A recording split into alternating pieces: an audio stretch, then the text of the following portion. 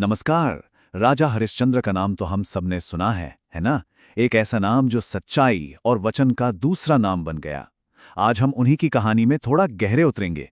एक ऐसी कहानी जो हमें सिखाती है कि सच, फर्ज और त्याग का असल मतलब क्या होता है। तो चलिए इस कमाल की कहानी को परत दर परत खोलते हैं। जरा सोचिए, एक ऐसा राजा जिसका नाम ही सच्चाई की मिसाल बन गया हो। पर क्या होता है जब किसी की सबसे बड़ी ताकत ही उसकी सबसे बड़ी परीक्षा बन जाती है? यही इस कहानी का सबसे दिलचस्प मोड़ है। अयोध्या के महान इक्ष्वाकु वंश के राजा हरिश्चंद्र सिर्फ एक राजा नहीं थे। वो तो आप कह सकते हैं धर्म का एक जीता जागता स्वरूप थे। उनकी जिंदगी के बस दो ही उसूल थे, और वो भी चट्टान की तरह मजबूत। पहला, सत्य, मतलब जुबान से कभी झूठ नहीं निकलेगा। और दूसरा, वचन, यानी जो कह दिया सो कह दिया, वो पत्थर की लकीर है। और फिर एक रात एक सपने ने सब कुछ बदल कर रख दिया। राजा हरिश्चंद्र ने सपने में देखा कि वो एक बहुत बड़ा यज्ञ कर रहे हैं। और जब उनकी आंख खुली ना, तो उन्होंने इसे बस एक सपना नहीं माना। उन्हें लगा ये तो कोई दैवीय इशारा है। और बस उन्होंने ठान लिया कि इस सपने को हकीकत में बदलना ही है।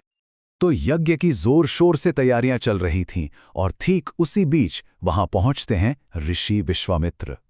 वो राजा को उनके वचन की याद दिलाते हैं और उस यज्ञ की दक्षिणा मांगते हैं। और बस यहीं से राजा हरिश्चंद्र की उस परीक्षा की शुरुआत होती है जिसकी किसी ने कल्पना भी नहीं की होगी। राजा ने एक पल भी नहीं सोचा और हां कह दिया। इससे पता चलता है कि वो अपने उसूलों के कितने पक्के थे। मतलब उनकी अपनी ही अच्छाई, उनका अपना ही वचन उनके लिए एक ऐसा बंधन बन गया था जिसे वो चाहकर भी नहीं तोड़ सकते थे। और ऋषि विश्वामित्र ने जो मांगा उसे सुनकर तो पूरा दरबार सन्न रह गया। उन्होंने दक्षिणा में राजा का पूरा राजपाट ही मांग लिया। लेकिन देखिए, वचन के पक्के हरिश्चंद्र ने एक सेकंड की भी हिचकिचाहट नहीं दिखाई और अपना सब कुछ उसी वक्त सौंप दिया। सिर्फ एक वचन, और उस एक वचन ने शाही परिवार की पूरी जिंदगी पलट के रख दी। जो कल तक अयोध्या के महाराजा थे, वो आज एक गरीब राही बन गए। पूरा परिवार सड़कों पर आ गया, बेसहारा, और उन्हें यह भी नहीं पता था कि कल क्या होगा। लेकिन मुश्किलों का दौर अभी खत्म नहीं हुआ था। जैसे ही वो बेबस परिवार राज्य की सीमा से बाहर निकला, विश्वामित्र ने फिर से दक्षिणा मांग ली। अब सोचिए, उनके पास देने के लिए बचा ही क्या था? कुछ नहीं, सिवाय अपनी मेहनत के। उनका ये सफर उन्हें पवित्र नगरी काशी ले आया, और यहीं पर किस्मत ने उन्हें एक दूसरे से भी अलग कर दिया। अब शुरू होने वाला था उनकी जिंदगी का सबसे मुश्किल दौर, एक ऐसी परीक्षा जिसमें उनके आत्मसम्मान और सब्र दोनों को आजमाया जाना था। राजा हरिश्चंद्र, जो कभी जीवन देते थे, अब एक शमशान घाट के रखवाले बन गए। उनका काम था हर लाश के अंतिम संस्कार के लिए कर वसूलना। और यही काम, यही फर्ज उनकी आत्मा की सबसे बड़ी कसौटी बनने वाला था। और दूसरी तरफ वो रानी, जिनके हाथ कभी नहीं थके, रानी शव्या, वो एक ब्राह्मण के घर में दासी बनकर दिन रात काम कर रही थीं। हर पल अपमान और दर्द, लेकिन वो खामोशी से सब कुछ सहती रहीं। और जब लग रहा था कि इससे बुरा क्या होगा, तभी किस्मत ने सबसे बेरहम चोट की। उनका इकलौता सहारा, उनका बेटा रोहितवास, उसे एक जहरीले सांप ने काट लिया, और उसकी सांसों की डोर हमेशा के लिए टूट गई।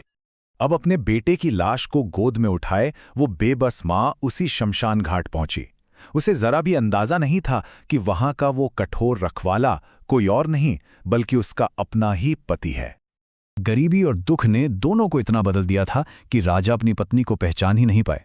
वो अपने फर्ज में इतने पक्के थे कि उन्होंने उस रोती बिलखते मां से भी अंतिम संस्कार का कर मांगा, क्योंकि यही उनका धर्म था। और फिर वो दिल दहला देने वाला पल आया।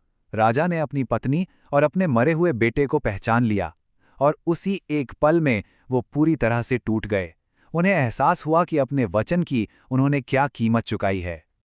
अब राजा एक ऐसे मोड़ पे खड़े थे जहां एक तरफ था उनका फर्ज और दूसरी तरफ एक पिता का प्यार। वो क्या चुनते? अपना धर्म या अपने बेटे के लिए अपना प्यार? ये एक ऐसा सवाल था जो किसी भी इंसान को अंदर से तोड़ सकता है। और उन्होंने अपना फैसला सुनाया। अपने दिल पर पत्थर रखकर उन्होंने अपने फर्ज को चुना। ये उनके सच और धर्म की आखिरी और सबसे बड़ी परीक्षा थी, और वो अपने निजी दुख से कहीं ऊपर उठ गए। फर्ज के लिए ये सबसे बड़ा बलिदान, यही उनकी परीक्षा का आखिरी हिस्सा था। और इसके ठीक बाद कहानी एक ऐसे दिव्य मोड़ पर आती है जो ये साबित कर देती है कि धर्म के रास्ते पर चली गई मेहनत कभी बेकार नहीं जाती।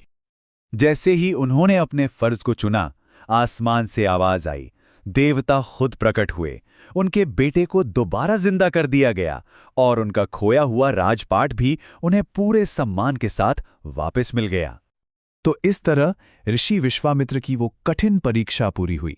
राजा हरिश्चंद्र ने यह साबित कर दिया था कि सच के लिए उनकी लगन हर दर्द, हर दुख और हर इम्तिहान से कहीं ज्यादा बड़ी थी।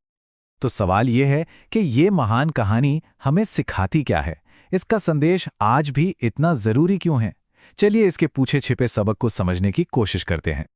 देखिए, ये कहानी हमें बताती है कि सच की ताकत सबसे बड़ी है। हाँ, धर्म का रास्ता मुश्किल हो सकता है, पर आखिर में जीत उसी की होती है। और किसी का असली चरित्र इस बात से पता चलता है कि वो अपने दिए हुए वचन को कितना निभाता है। ये लाइनें इस पूरी कहानी का सार हैं। राजा हरिश्चंद्र ने सब कुछ छोड़ दिया, राजपाट, परिवार, आराम, लेकिन झूठ का साथ कभी नहीं दिया, और आखिर में जीत सिर्फ और सिर्फ सच की हुई। और आखिर में ये कहानी हमें एक बहुत गहरे सवाल के साथ छोड़ जाती है। आज के ज़माने में कोई इंसान सच्चाई और अपने उसूलों के लिए आखिर कितना त्याग कर सकता है? ये सोच